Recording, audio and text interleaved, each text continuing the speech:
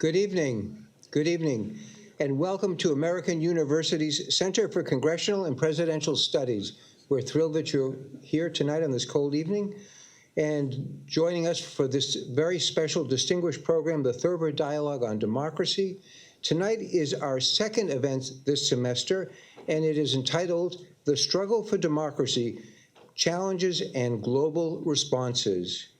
We want to thank Jim and Claudia Thurber, our generous founders and funders, for being here this evening with us. They're here in the front row. We're delighted. And we also want to welcome Ambassador Pablo Zambrano from the Republic of Ecuador. We're delighted that you'll be with us as well, Mr. Ambassador. Next week, CCPS will be sponsoring a program along with the American Political Science Association, our annual Barbara Sinclair Lecture featuring Dr. Matthew Green, who's a political scientist at Catholic University. And now it is my pleasure to introduce to you Dr. Allison Jacknowitz, American University's Interim Dean at the School of Public Affairs.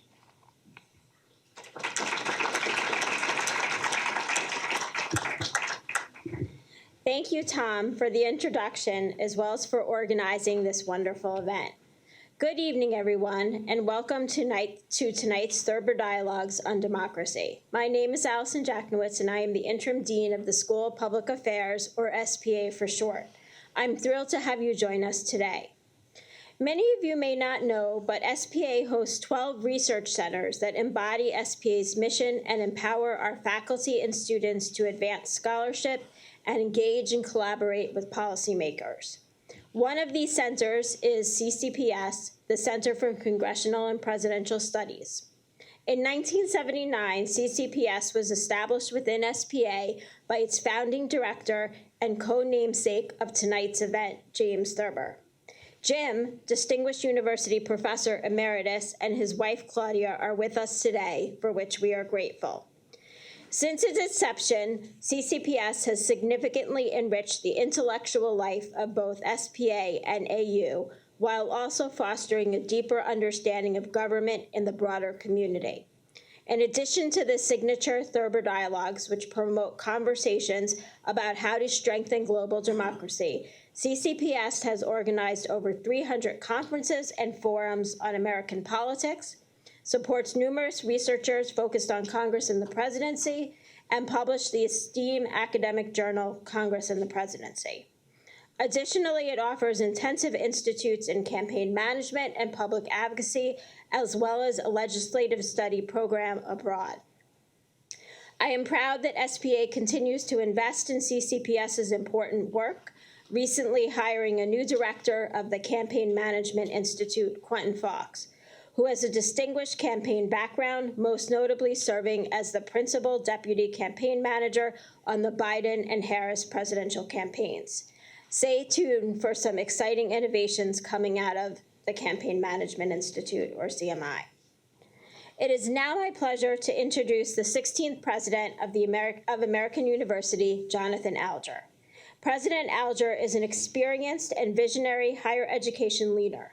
Known as a national leader in civic engagement, civic education, and civil discourse, he is also a nationally recognized scholar and speaker on higher education policy and law. Since becoming AU president, President Alger has held a listening tour on campus, he has launched the Civic Life Initiative, engaged with faculty, staff, and students and alumni. He spent the past 12 years as president of James Madison in Virginia, where he created and implemented a bold and visionary strategic plan focused on engaged learning, community engagement, and civic engagement. President Alger previously served as vice president at Rutgers University and has also held positions at the University of Michigan, American Association of University Professors, and the U.S. Department of Education. He and his wife, Marianne, are thrilled to return to the city where they met and their daughter, Eleanor, was born. Please join me in welcoming President John Alger.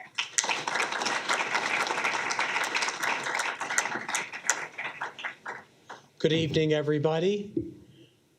Great to be with you. Let me thank Allison for your leadership and all of you for being here. To the Thurbers, we really appreciate your vision and leadership in getting this program going. And of course, to Tom Kahn and our SPA government professors, David Barker, Scott Bass, and David Miller, thank you for your leadership. And of course, our guest speakers tonight, Ambassador Norman Eisen and Jonathan Katz. Tonight's conversation really couldn't be more timely or important. The work being done at Brookings to share best practices on protecting democracy around the world is crucial right here in Washington, as you may have noticed, as we confront what your Democracy Playbook calls rising autocratic tendencies, polarized governance, and weakened democratic norms. I know that many people here tonight and many across our AU community who've devoted their careers to public service feel those trends on a very personal level. And it's also fitting, by the way, that we gather during the Week of Kindness. Yes, this is the Week of Kindness. Let's hope that spirit permeates our discussion as well as conversations in the halls of government. I like to dream big. So for those of you that don't know this part of our history, American University, of course, was founded in 1893 to train the public servants of the future. And today we remain laser focused on that legacy and our mission to empower lives of purpose, service, and leadership. Our students are the civic leaders of the future. They will determine the course of our nation and the staying power of our democracy. Right now, across our campus, we're working to ensure that they have the tools they need to fulfill that sacred responsibility. When I arrived on campus last year, as Allison mentioned, we launched the new Civic Life Initiative to focus on the study and practice of civic engagement and civil discourse. Through the Civic Life Initiative, our community has been learning how to engage across differences to build a learning community focused not just on our rights, but also on our collective responsibilities to one another. Students are a big part of that Civic Life Initiative.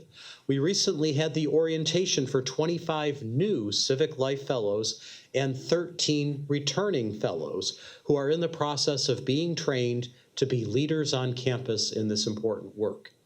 This year, we also launched the Democracy Innovation Lab at the Eisen Institute of Policy and Politics as an important next step in our national leadership work on civic engagement and civil discourse.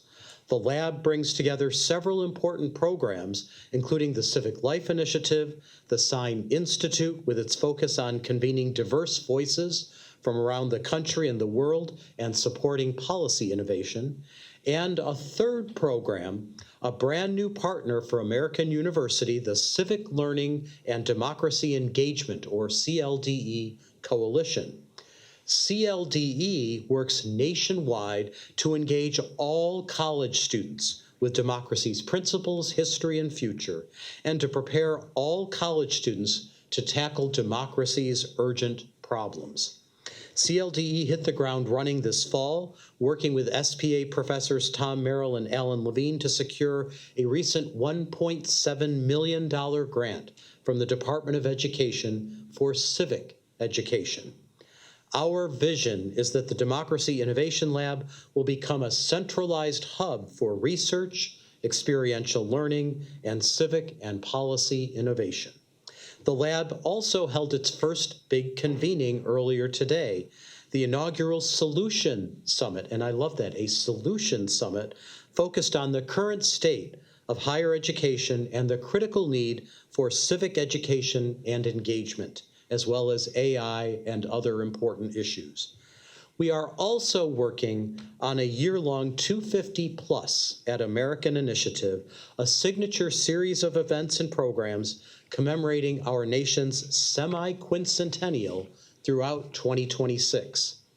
As the American University in the nation's capital, founded with that public service mission, we will reflect on the past, present, and future of our nation's bold and evolving experiment in democracy and self-governance.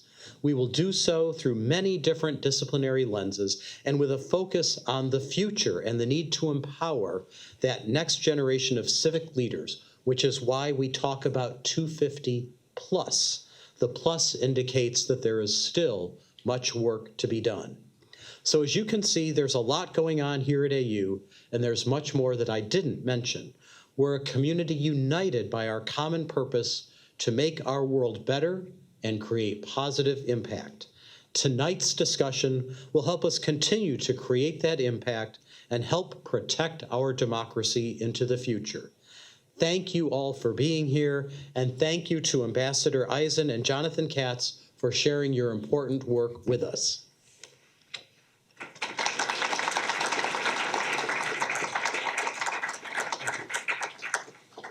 Norman and Jonathan, why don't you come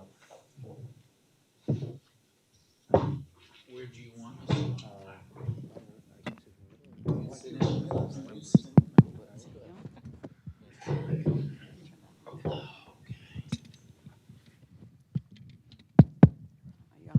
Yes, I am.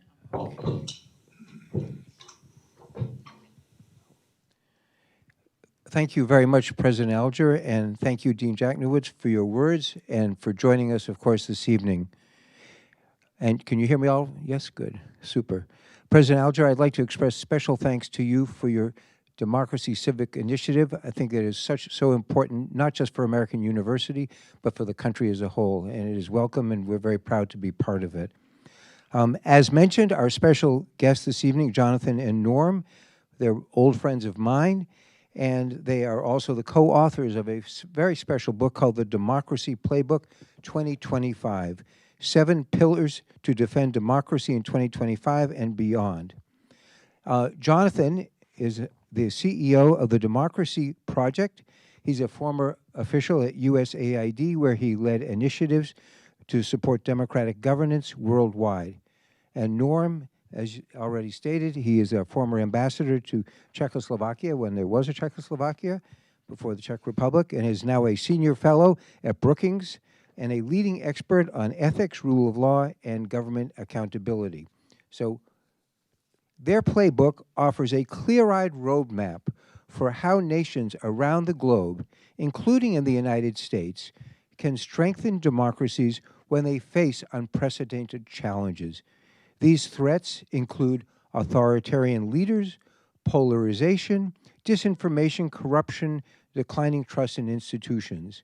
And from drawing lessons from around the world, they explain that democracy and defending democracy is not just the job of politicians or lawyers, it's a shared responsibility that includes all of civic society, yes, including students.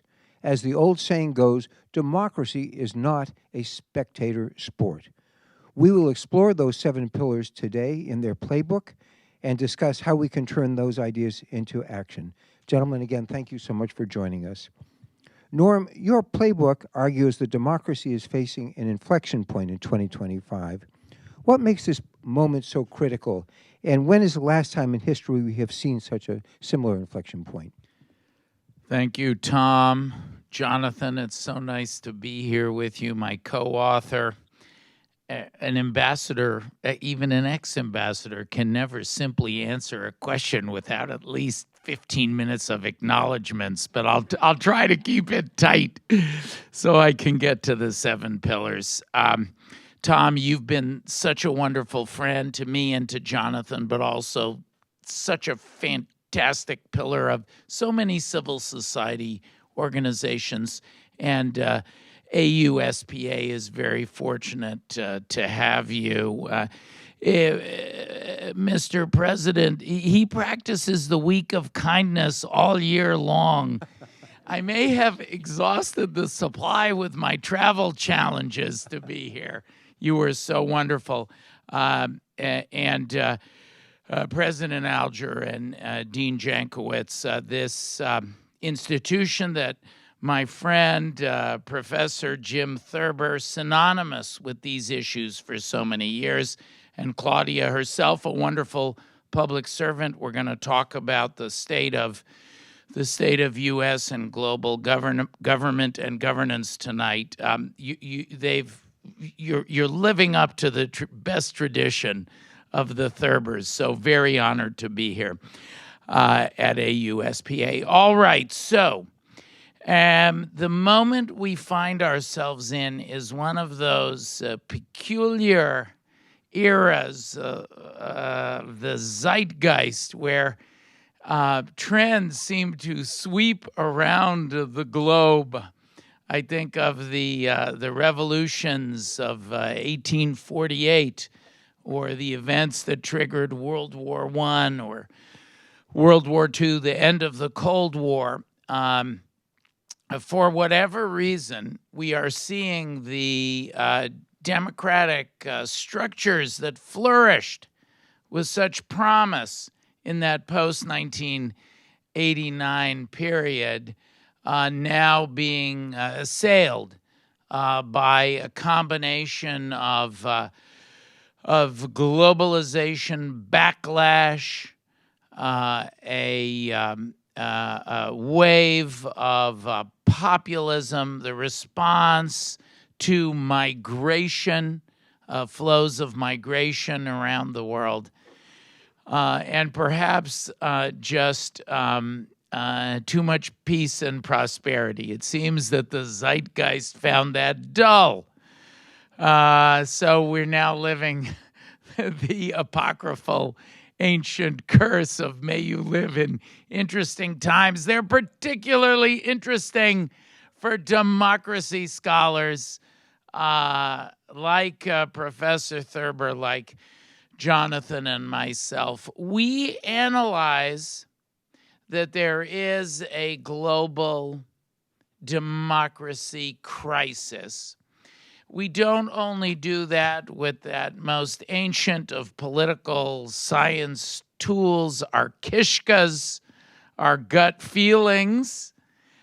We analyze through the prism of these 7 pillars, which both are a rubric, a heuristic device that we write about in the 3rd edition of the Democracy Playbook. And we're now working on the 4th edition. We're hard at work. Actually, we have a complete outline, but our standards and practices at Brookings prohibit me from sharing that until it's baked. No half-baked outlines are allowed. So we view assaults on elections globally. That's the first pillar. Attacks on the rule of law. The prevalence of corruption. Does this have a familiar sound to you? The shrinking civic and media space, including assaults on civil society and on media institutions. The disintegration of pluralistic governance in favor of highly partisan, polarized politics, the explosion of disinformation, and a pervasive sense that democracy may not be able to deliver. We view those 7 dimensions as indicating that democracy is in crisis, but those same 7 areas also offer a blueprint for democracy's recovery, and we're going to talk about that in the U.S. and globally tonight. Thank you very much, Norm. A question for you, Jonathan. Talk more about the conditions in the United States, the threats of to democracy, the polarization, presidential power. How seriously do you see these trends? What kinds of steps do you think would be helpful to address them, and especially for students? What steps do you think they can take? Yeah, and we've been lucky to have some great students from AU intern as part of our project. So true. And so we're so excited to be here tonight. Treasure of the Washington area, truly. Yeah, and I want to join Norman in thanking you as well, and Tom, as Norm laid out too. We were, I think, quite early on sort of tracking and monitoring sort of what the changes would be, laying out these 7 pillars. And I think the playbook was published 2 days before inauguration, laying out what we were concerned about here. Pure coincidence. Yes. And of course, early on, what we saw were these enormous cracks in these pillars, cracks in rule of law or threats to rule of law, corruption. We won't go into too much detail into that because that could take up the entire time that I'm up here. But also looking at elections. And I think even over the last couple of days, we just had an election. And I think most of us would say they were fair, free, transparent, accountable. And it's something that we're thinking a lot about as we look to 2026 as well. So the goal was to present this playbook, really trying to provide a roadmap for democracy actors in the United States to follow based on what we've seen globally. And I spent many years at USAID overseeing democracy programs in a number of countries that I'm sure we're going to talk about today, including countries like Hungary, Poland, working on countries like Ukraine. And so we had a roadmap of what might happen. And so those pillars have cracked. We've written a lot about these changes, including the impact on higher education, universities, impacts on arts and culture across the country, the issues of political violence. And within each one of our pillars and our response, we're providing not only a roadmap for the federal level of work, but looking at what state and local leaders, we call them democracy actors. These are the communities that include civil society, independent media, looking at what the private sector can do to support that, what higher education can do as well. So important right now to have AU and others doing what they're doing, building the next generation, but also supporting beyond just students, the community. And so that's so important. So Tom, we've laid out these strategies over the past several months, working directly and engaging with civil society, working with these groups, both at the state and national level. And what we're seeing is a groundswell, a change. We see mass protests, no kings. We see a buildup of response to challenges that we see now from the federal government. As an ex-Hill staffer as well, I'd like to see a little bit more coming from Congress in response as a check and balance to the administration. But we're optimistic. Despite all the challenges, we can see there's a response. And I think the election was a great moment to show you what happens in a democracy when people are standing up and speaking. And blue states, red states, purple states. But I think even a week after, you realize that elections are not enough alone to reverse what we see as autocracy. And we may get into this, and I'm not going to blow our cover for the fourth playbook, but we're beyond the point where we're just monitoring and tracking or at the point where we're worried about the backsliding. It's happened. So now we're in the mode of how do we respond to the backsliding? And I think we're going to talk a little bit about this, about democracy U-turns. How do we address those challenges in the United States, globally? And there's a lot of examples globally that we point to, including in the playbook, and we'll be talking a lot more about those strategies in the fourth edition. Great, thank you. Let me probe a little bit further. Let's assume you were to write a playbook for college students about democracy. This was just a playbook for students about how to address it and how to confront their challenges. What would you put in such a playbook? Yeah, for college students here at AU who want to contribute to their democracy or anywhere in the world, I would start that playbook by talking about the resilience of democracy and telling stories about how in many of the darkest days of American democracy, I'm reading a history of the American Revolution now. Let me tell you, it was not a linear success story. The Civil War, Reconstruction, World War I, World War II, Jim Crow, the Cold War. American democracy has faced tremendous challenges, and I would say to them, you college students, generations just like you met those challenges, greater challenges. We can meet our challenges too. Okay, Jonathan, I'll give away the contents of the fourth edition. I can't resist. I would point them to the Nobody tell anyone in here. They'll just be quiet. uh, the data that we're seeing. We're studying these U-turns in places like Nepal. By the way, where Gen Z led the protests that resulted in the democracy U-turn. Moldova, Georgia, Brazil, Poland, that we're seeing 6 factors that lead to, and I would tell them this is what you should attend to. Number 1, public protest, very, very powerful factor, uniform, the ultimate guardrail of democracy. Number 2, look at proceedings in court and how you can contribute to those, because strengthening the rule of law, very important. Often students have been, for example, in the university litigation, students have been very important, or some of the immigration litigation, important plaintiffs. Number 3, I'd say encourage political leadership. We've had some strong unified political leadership on the government shutdown, then a fragmentation of that. We can discuss that. Strengthen political leadership, press, and student reporting. We've seen wonderful award-winning student reporting in places where, in universities that have come under stress. And then ultimately, I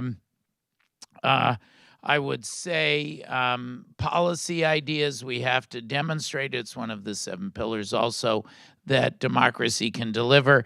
And then finally, the ultimate criterion is performance in and at the polls. The popularity of an autocratic leader and how autocracy fares at the polls. I would love to see 100% student voting. I'd like to see 100% of everybody vote, but particularly our students. So I would tell them that's a very powerful tool. I'm from Chicago, where we believe in 110% turnout. Well, we don't allow that, And, Tom. Tom, No. That's why Tom had to leave Chicago, because he doesn't follow such practices. Tom, can I just add one thing on students? And I think this is really important, because we've looked at and been looking at Gen Z in the U.S. and sort of tracking that, and have written about youth and democracy. And I think one of the things that I would put on my list first would be to listen to you, to listen to students, which has been, I think when you look at polling, you ask Gen Z, they say we're not listened to. Democracy is definitely not delivering. You're true. That's right, Norm. And this engagement factor, but it is particularly important for engagement, but also certainly to listen. And I think we have to do a better job generationally of being inclusive in this conversation, because the Gen Z generation has certainly faced enormous challenges, both COVID, political changes that are akin to other really tumultuous periods. And so I think there's a lot to learn, but finding that voice is important. It's wonderful to look around this room and see so many members of Gen Z and the other generations. Jim, I don't know what generation we are, Gen A, perhaps, but it's great to see that diversity of representation. Jonathan, thank you for that message about listening, because it is very powerful. And some professor of mine once said, one learns a lot more by listening than by speaking. And I think listening is a very important quality. You know, for a lot of people, they haven't felt that politics and democracy have delivered for them. And I think that's part of the reason why we are facing the challenges we are, a reason for the election results that we've seen. Populism didn't come out of nowhere. How do we respond to that? What has caused this challenge of this threat to democracy? And how do we make democracy deliver for people so that they feel vested in it? And I put that to either of you. Well, I don't think that in our well-intentioned decision-making, and, I'll find fault with the Democratic leaders who I admired of the Clinton administration, for example. And Tom, you were on the Hill. You had that 20-year tenure, the longest tenure of anyone for the Joint Budget Committee. We lifted countless hundreds of millions, billions around the world out of the most abject poverty, disease, lack of education. And we certainly lifted the 1% in our country and the coastal elites, but we were not attentive enough to the effects that it would have to making decisions like admitting China to the WTO or global free trade, which I support, but it needs to be done with an eye towards the impact on the U.S. manufacturing base. So there are legitimate grievances that people have that democracy has not delivered for them. This is something that Europe is struggling with. I go to Europe once a month to maintain the transatlantic bridge. We actually have a project at Brookings, the transatlantic bridge project. And the risk is that you lose your public if you, however well-intentioned, the Clinton administration thought, we'll admit China to the WTO and the magic hand of capitalism. It was like if Adam Smith was Gen A, then this was the Gen Z of the magic hand. And the capitalist tide will lift those Chinese democratic practices. Well, the opposite has happened. We've seen a kind of monstrous authoritarian capitalism that's taken hold. So I think, however well-intentioned, there were grievous mistakes. And then to fast forward to the present day, I thought the prior administration did quite a capable job on policy, but one of the most abysmal jobs of communicating that policy to the people they helped, to the point where those individuals, average Americans, had the exact opposite idea and were susceptible to disinformation. So it's not just a question of good policy that considers the heartland and others in our country, but also of communicating that democracy delivers. Yeah, and I would just add, when you're looking at polling data on distrust and governance, democracy, elections, government officials, it is the most challenging information environment to try to even advance messaging. So I agree with Norm on the previous administration. In many ways, it is the most challenging environment, and I think that is also. That's why we included as pillar number 6 or 7 disinformation. 7 disinformation was because this is even Jonathan can't keep track of them all, and he helped write them. Of this pernicious challenge, and so thinking through how we think through this and how we respond is particularly important. And I think this is there's a reason why the governor of Utah, after the horrific murder of Charlie Kirk, said, "Hey, we gotta put down these phones. We gotta talk to each other." The discourse has been really has made it more difficult, and so I'm looking at Gen Z to help us out and think through how we're going to best communicate and raise the trust in governance, and that's one of our jobs and responsibilities is to do that. No pressure. Thank you for Gen Z. Jonathan. You anticipated my next question, and then I'm going to open it up because I'd love to hear questions, especially from students. So if you have any good questions, please raise your hand or indicate to Julie. But the issue of disinformation and social media is a really important one because we all know how much non-information, bad information is on social media. And I think we all understand the value of safeguards. But at the same time, I think we all have to acknowledge the importance of free speech. How do we draw that line, that barrier between, on the one hand, protecting speech and at the same time drawing these safeguards? And where does that pendulum get drawn? And I put that to either of you. Yeah, this is, obviously this is sort of the $1 billion challenge for those that are thinking through, what we're going to do in terms of policy. In the playbook, we talk a lot about the responsibility of the tech companies in particular. And in many ways, I think one might look at backsliding as looking at the response of tech companies, even since the beginning of this administration.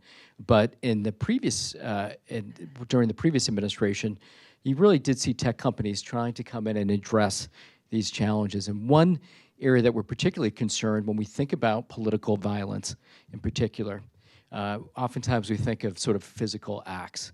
But really the most significant form of violence is psychological violence, which is harassment.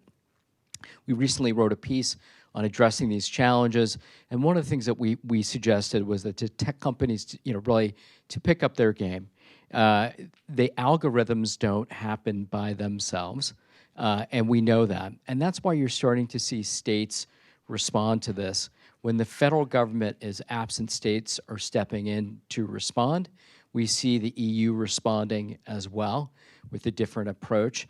Obviously, that has an impact on U.S. companies, U.S. tech companies, but it's really critically important that we not only have responsible policymakers, but we also have responsible private sector working together with civil society, as we saw before the 2024 election, where there were a number of initiatives with leading tech companies, civil society, and government officials to work together, including with our states.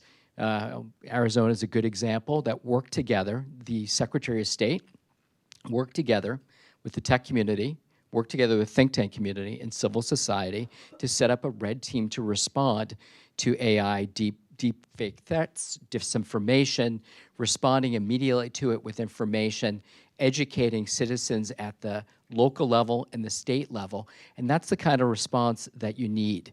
It's not that you necessarily want social media to go away. Some people may actually want it to go away. Sometimes when my 15-year-old is on her cell phone, I want that phone to go away. But the responsible approach is working together within communities, and there's so much that we can do in communities. And there's also many global examples that we see, including in Europe, that is responding in the right way. Do they always get it right in Europe? No.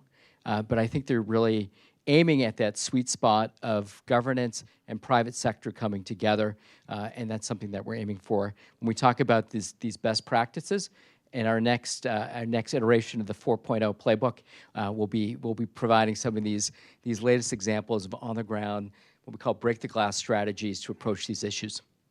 Great. You're building up the suspense for the next book. Good. That's what we're supposed to do. Questions from the audience? I will take from students. Yes, a young man there in the second row there. Yeah. Yes, sir. I think we got to get you a microphone, though. Great. Why don't you say your name and tell us your name? Hello, my name is Joshua. I'm a first-year political science student, or political science major. And I guess my question is that when it comes to defending democracy, we see, Republicans in Congress and in the White House use a lot of strategies such as, impounding funds and threatening programs and, Russell Vought and, unilaterally firing a lot of people and taking a lot more control under the, executive branch. And so my question is, if Democrats are ever able to regain power, should they use the same tools that the Trump administration has used to go after the people who enacted these authoritarian policies under the Trump administration? That is a good question. Boy. Are you sure you're just a freshman? Boy, that's Imagine what it'll be like when he's a senior.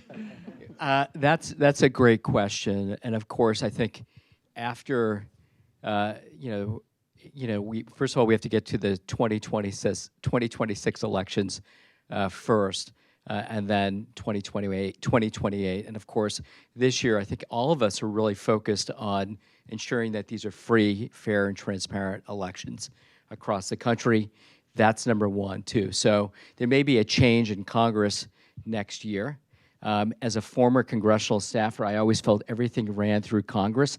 I didn't know why we needed the executive branch, but we had the executive branch. That was a joke. That was just a joke, not a good one. But it's a good question too. What a new Congress would do, and a new executive branch would do, and let's not forget the judiciary as well. I think many would argue in sort of the democracy space that there's a need for reform. When the checks and balances aren't working, when there's executive overreach, when you have courts that I think in many cases have held, and this is a piece of rule of law that's critical, but can't be the only safeguard in a democracy. This calls into question whether the system is working, and I think we have a really historic opportunity to go in and get back under the hood, not to quote Ross Perot, which many of you might not know who Ross Perot is, to actually take a look at the mechanics of government and how it looks. What you don't want is an abuse of governance, one to go after political enemies, for example, or to abuse it for corrupt gains, or to use it to advance policies that run contrary to the rule of law. To have a Department of Justice and a public service that maybe is more loyal to the president rather to the Constitution and to the country. So there is going to be a moment in time. And I think a lot of people are proposing and still trying to engage, including with this administration and this Congress, to try to ensure that they do the right thing and play the role that they're supposed to play. So this isn't, this is one of the biggest questions too. And you certainly could have an administration that may use the exact same powers that have been created now to achieve certain goals. What happens if you have a Congress that is Republican and a Democratic president? This is sort of in the abstract, and you're not able to change the systems. And we've looked globally at countries where we've seen U-turns from autocracies to democracies. Poland is a good example. It's really difficult. The longer an autocracy is in place, the deeper that they've rooted themselves and changed democratic institutions, we know the more difficult it is to reverse that U-turn. Poland is a good example. Even in Brazil, the challenges of reversing those changes that have occurred are extraordinarily difficult. We can get into that too, but we also have seen, I'll end here, in countries like Georgia, where you've had changes in government, and these changes lead to basically a pendulum of retribution. That's not good for the public. That's not good for democracies. It's not good for economies. So it's something you really want to avoid. I would just add very briefly that the solution to autocracy and authoritarianism is not more autocracy and authoritarianism, it's more democracy. So to take the Brazilian example, they doubled down on the rule of law. They had very vigorous judicial proceedings and achieved accountability for their authoritarian. And the lesson, as you look across the globe, the places that have achieved successful U-turns, and while this proposition is not without controversy among the political scientists that Jonathan and I work with, I believe this scholarship shows that over 70% of the backsliding democracies since the end of the Cold War have achieved U-turns. What they've done is they have met authoritarianism with democracy and the rule of law, but they've been innovative, they've been creative, they've been energetic, they've been determined. They build big multi-partisan tents within that framework in order to innovate, to meet the threat. And I think that's the lesson of the literature. There's a debate. There's a minority camp that does not believe the prevalence of the U-turns has been quite as sanguine as I think. I don't know, Jonathan. Do you agree with me on that 70% number? More students. Let's not neglect Frank Vogel. He's a lifelong learner. Doesn't that count? But we'll include the student. There's a student. Yes. Are you a Yes, student? yes. Please. Thank you. My name is Erica, and I'm a government major. So my question goes back to your playbook on democracy for Gen Z and college students. And a lot of the methods you mentioned, they were used during Arab Spring. They're being used right now during the student protests in Serbia that have been going on for a year. So how can you still convince college students and Gen Z that these methods still work rather than having them resort to more extreme measures? Well, we don't want the extreme measures, and I think we would tell them share the stories, and maybe even we need to have more exchanges. I'd like to bring those Gen Z students from Nepal, for example, who use those same and similar methods to great success. The students in Poland or Brazil or Moldova or Georgia who were part of Bangladesh. Transformation there, Bangladesh. I don't think that I understand the frustration. I think part of the way to communicate that is by having, look, I'm a globalist. I think part of the way to communicate that is by talking to the fellow peers from around the world who have had success with those methods. You know, it does take some time. It's hard to convey. Tom, I love the story of Henry Kissinger and Zhou Enlai. It's probably apocryphal story. Joe and Kissinger were having dinner on Kissinger's trip to China, and Kissinger was making small talk and said, well, what do you think of the French Revolution? And the Chinese premier said, too soon to tell. So, you know, it does take some time, and we have to convey that as well. Yeah, and I think you can look in the U.S. too for the civil rights movement, how long it took for them to succeed. And I was talking, I won't name names, to some different Hill staffers who sort of said, this is such a challenging moment to move things forward.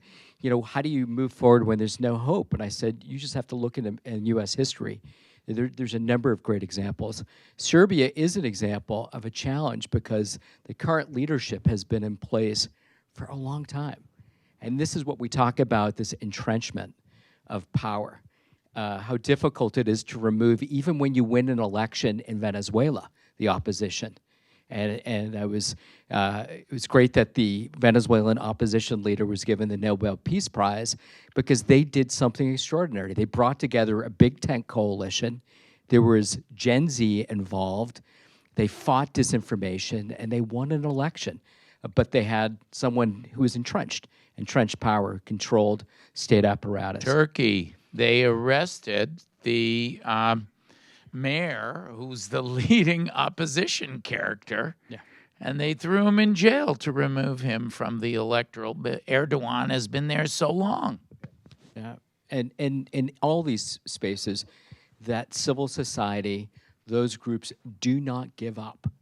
That's why, one of the things that we talk about is courage, is the courage to step out and do the right thing. And it's littered, history and in democracies are littered with those that have stepped up. Mayor Ekrem İmamoğlu is the Turkish opposition leader who's been jailed, and we should say his name. But we count on the students for that renewed energy and vitality and optimism, even if we get down sometimes. And I might add, by the way, there are a lot of things that students can do. They can volunteer, they can canvass, they can make phone calls, they can run for office, they can intern. And so they can vote. And they can absolutely vote. Yes, I see a lifetime learner there, right there. Thank you very much. I'm going to be asked this question by my students tomorrow, so I'm representing students. My name is Frank Vogel. To both of you, thank you so much for the great work that you're doing. This weekend, an organization I'm involved with had its annual meeting.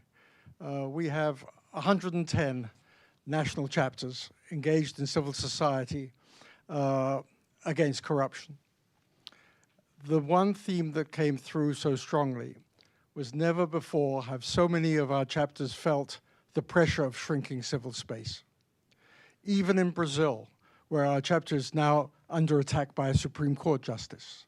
Our chapter in Venezuela has been forced into exile, our first exile chapter.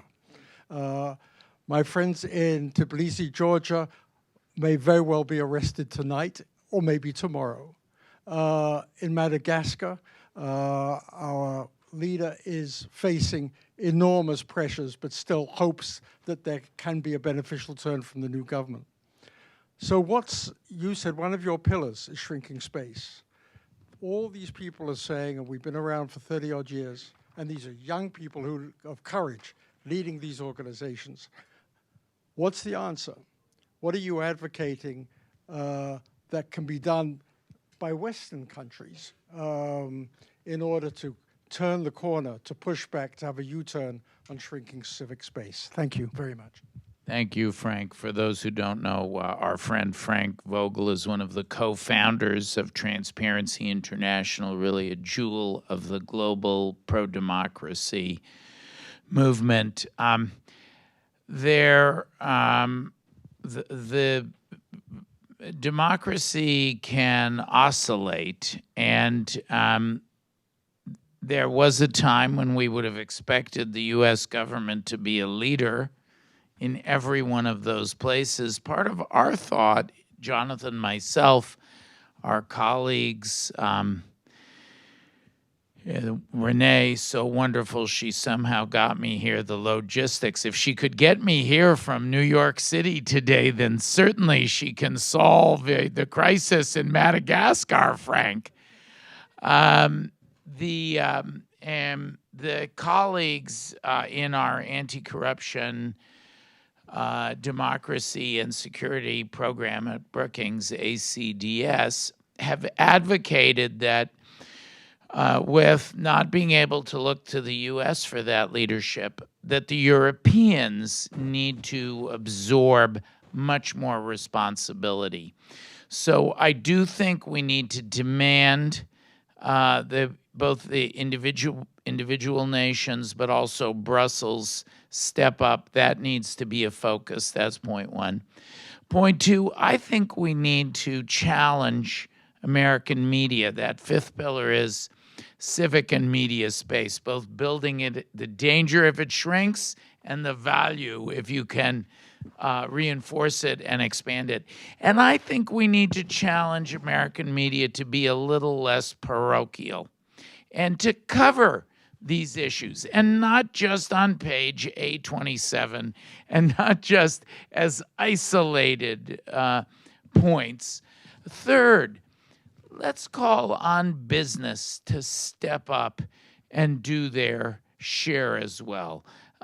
Business has a lot of influence if they can be brought off the sidelines. I know when I was ambassador, we engaged in a very substantial and a successful pushback against corruption in the Czech Republic. Indeed, there were some that felt I had gone a little bit beyond the traditional bounds of not interfering in internal affairs in that regard. But we supported the Czech organizations and individuals who were fighting corruption inside and outside of government and business. And the U.S. Chamber of Commerce was a tremendous ally in that battle. So I think we also need to call on business to do it. We need to find new allies. And one of the lessons of recent years has been that the United States did a great deal in starting with the Marshall Plan, which actually was written at Brookings. The first iteration of the Marshall Plan. We did a great deal to establish democracy in Europe, and now it's time to call upon Europe. You know, the torch is passing a little bit. At any rate, those are a few of the responses. It is not the work of a day to deal with these issues, and I'm very sorry to hear about all those chapters that are under that kind of pressure. Thank you for your leadership and great respect. I would like to sort of end on a more positive note, something more hopeful. So give us some hope. Dodgers three-peat. What's a... The Patriots are back. Norm, we may take off your microphone in a second if you keep it up. I have an ally in Gen Z. I knew I could count on Gen Z to support my values. But as we look toward the future, what gives you hope? What gives you optimism? And in terms of the future of democracy? Yeah, and it's the examples that we're seeing globally. If we're just looking globally, Norm mentioned Moldova, country that I've worked on for years in terms of a country that was, rife with corruption, oligarchs, with strong connections to Moscow, to the Kremlin, and a leadership that you thought was so entrenched that there was no way that this country was going to transition, and an opportunity to work with the person who's currently the leader right now, Maya Sandu, and their willingness, just the strength, the courage to step into an extraordinarily difficult situation, but also do it in a way true to values, to democracy, to human rights. It's countries like Moldova, which just had a recent election, where the Moldovans, a country that's has been the poorest country in Europe, next to a war zone in Ukraine, has Russian troops on its soil still, and remnants of oligarchs and corrupt actors that would make you think that democracy can't flourish in that space, and it does. So it's Madagascar, Bangladesh, all the countries that we have mentioned here. It's the Gezi Park protesters. It's the Brazilians who stood up to Bolsonaro. It's the examples of Americans who went out to vote on Tuesday and expressed how they feel about the future of American democracy. And I think these are all really positive. One thing that underlies all of that is none of this happened by accident. It all happened because of extraordinarily hard work in a country like Moldova, of civil society, of courageous leaders, of private sector, of external actors like the United States, the European Union, and others supporting democracy and the flourishing of democracy. Something Norm mentioned doesn't exist now in a way that it has really for the last almost 7 decades. But there's hope in all of that. But it all means that, as we say, that acting now matters more than waiting. And particularly when you see autocratic backslide, acting now is the most important.